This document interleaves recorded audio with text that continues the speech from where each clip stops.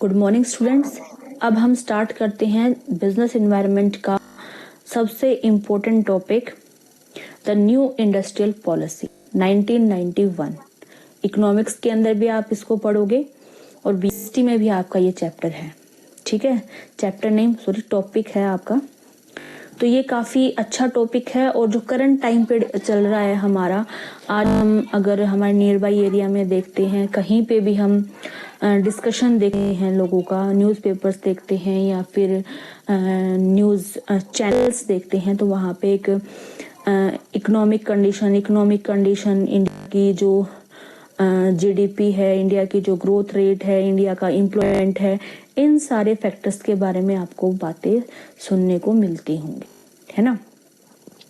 तो आपकी economic policy कहलाती है ये, किस तरीके से आपका देश इकोनॉमिक कंडीशन के अंदर ग्रोथ करेगा, आगे बढ़ेगा, इकोनॉमिकली आगे बढ़ेगा, उसके अंदर जो स्ट्रेंथ है, जो पैसे की स्ट्रेंथ है, वो कैसे बढ़ेगी, ये चीज़ आपकी इकोनॉमिक पॉलिसी डिस्क्राइब करती है। तो एक टाइम ऐसा आया इंडिया के अंदर कि काफ़ी कुछ मोस्ट ऑफ सेक्टर आपका गवर्नमेंट का हो गया। स्टार्टिंग में इंडिपेंडेंस में हमारे पास इंडस्ट्रियल एरिया नहीं था, तो गवर्नमेंट ने फोकस किया ज़्यादा जो गवर्नमेंट सेक्टर की इंडस्ट्रीज इस्टेब्लिश करने में।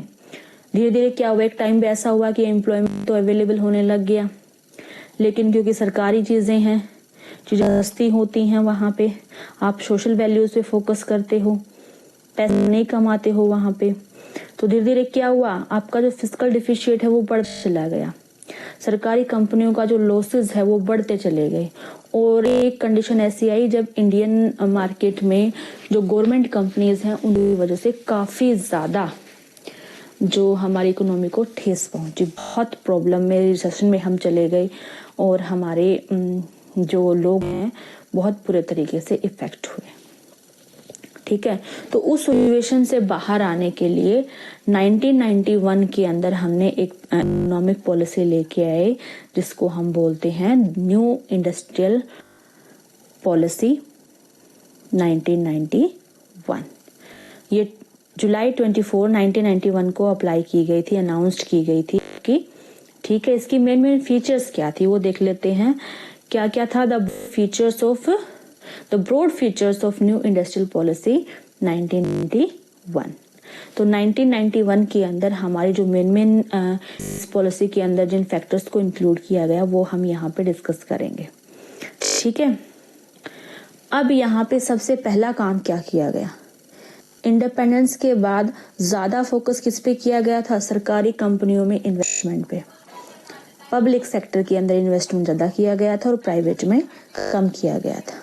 और अभी मैंने आपको क्या बताया, ज़्यादा गवर्नमेंट सेक्टर में या पब्लिक सेक्टर में इन्वेस्टमेंट की वजह से क्या हुआ, धीरे धीरे आपकी गवर्नमेंट के ऊपर डेफिसिट बढ़ता चला गया, लॉस बढ़ता चला गया, क्योंकि सरकारी कंपनियां सस्ते रेट में काम करती हैं, सोशल वेलफेयर के लिए काम करती हैं, प्रॉफिट अर्निंग के लिए वो काम नहीं करती हैं।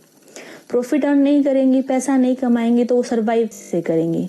हमने बिजनेस के ऑब्जेक्टिव पढ़े थे, उसमें आपको याद होगा, प्रॉफिट आपको हो नहीं रहा है, आपको लॉस हो रहा है, कितने दिन सर्वाइव करोगे आप। तो क्या हुआ, धीरे धीरे वो सारी जो पब्लिक सेक्टर की इंडस्ट्रीज थी लॉस चली गई। अब उस लॉस को कवर अप कैसे करें, इसका पहला रिजल्ट ये निकला कि हम गवर्नमेंट सेक्टर में इन्वेस्ट ही नहीं करें। जो ऐसी इंडस्ट्रीज हैं जो काफ़ी लॉस में जा रही हैं, जो प्रॉब्लम फेस कर रही हैं या बंद होने की सिचुएशन में आ गई हैं, उनको आप बंद ही कर दो, उनमें और पैसा लगाओ ही मत आप। अभी हाल में करंट टाइम में हमने देखा होगा, जेट एयरवेज आपका है, सॉरी इंडियन एयरलाइंस है आपकी, या आपका एयर इंडिया है, तो हमारे इसमें गवर्नमेंट ने इस एयरलाइंस के अंदर जो है इन्वेस्टमेंट करना बंद कर दिया। ये इसको बेचना चाहती है, प्राइवेट सेक्टर को इसमें पार्टिसिपेट करवाना चाहती है, क्योंकि जो फैसिलिटी हम पब्लिक को दे रहे हैं सस्ते रेट में दे रहे हैं और हमारी कॉस्ट क्या आ रही है, ज़्यादा आ रही है। तो कितने दिन झेलेंगे हम उस लॉस को, नहीं झेल पाएंगे। तो उसी कंडीशन को हमने यहाँ पे सुधारा। ठीक है, तो वो इंडस्ट्रियल पॉलिसी 1991 के अंदर सबसे पहला काम ये किया गया कि आपका